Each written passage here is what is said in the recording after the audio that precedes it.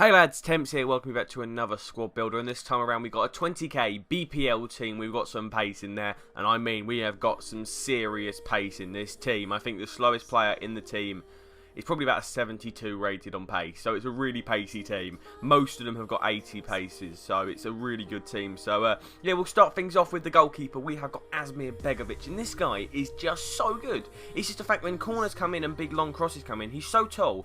He's just so much taller than everyone else. Being 6'6", he's 6'6". He just grabs everything.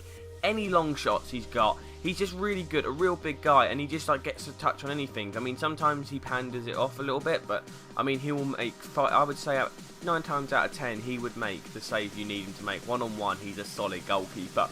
Going to the left back and right back roles, we have got Kieran Gibbs and Raphael, and the centre backs are Ochoa and Yunus Kabul.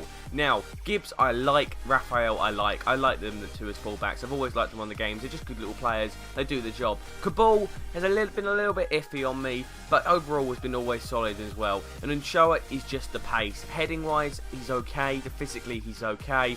He's had 2 red cards for me, so obviously he's a good tackler. He does actually do some good tackles in the way, but his pace 83 is the main reason you buy him, and that's why he used to be quite expensive, but now people have realised he's not that good. So yeah, he's not a bad player. He's just a cheap centre back with the pace, and in this game, pace is everything. But I don't really think I'd recommend him because he hasn't got the best defending and physical stats. And to me, I think they're more important than pace from a centre back. Now, the CDMs we've got on the right hand side, Sandro of QPR, on the left hand side, Cheick of Newcastle. Cheick is a really good player. He's just on the ball. He seems to go forward nicely and also defend really well. When he's on the ball, he seems confident, comfortable. He's got a good ball control, and he's got a decent long passes and short passes overall, so he's a good player. And Sandro does the same. I've always liked him on the game, and the fact of the matter is his stats are good enough to be a defending stats.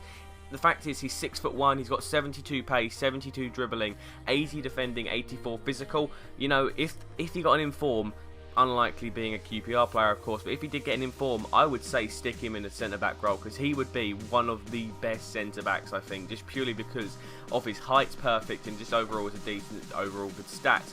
And yeah, he's just a good player to have, and I enjoyed him. He seems to be a good player for me, just in general. Now, the cams, this is where things get a little bit interesting. We've got the 3 cams. We've got Atsu Sesenyong, or whatever you want to pronounce it, Sesenyong, and Philippe Coutinho. So, we're going to start with Atsu, who's just pace, good dribbling. He was just all about that pace, and he was so good just to run down them wings and just run at defenders. But his shot was dreadful.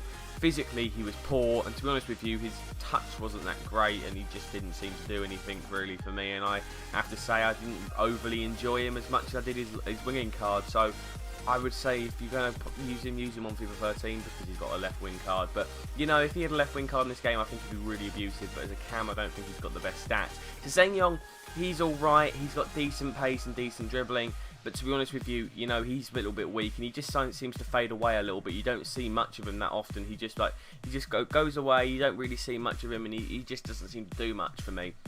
He's a good player, got decent long shots as well. He's got a good shot on him, and people seem to like him in general. I didn't think he was terrible for the price you pay, which is discard value. You know, he was all right. But yeah, he just wasn't the greatest, and obviously there are better players you can go for in that cam position in the BPL.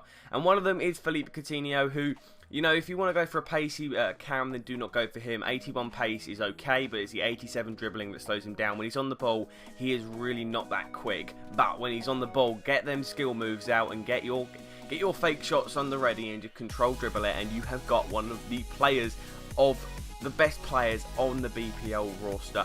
I would have to say he was one hell of a gem. I love this little kid. His 4-star skill moves is fantastic, and his dribbling is great, and he's got a decent shot to him. He's a little bit small, but you don't really want a massive cam now, do you, coming in? So yeah, Coutinho was the best one for me by far, mainly because obviously his rating and then 4-star skills came in handy. And finally, the striker, one of my favourite players on this game, and definitely one of my favourite players using career mode. His name is Eduardo Vargas. 86 pace and 83 dribbling, are assisted with 77 shots, and that's about it. He's poor physical, poor passing, and you don't really need defending from a striker, but he's a pace horn. That's all you need. That pace, he's got a decent strike on him, and just taking it around the goalkeeper so easy with this guy.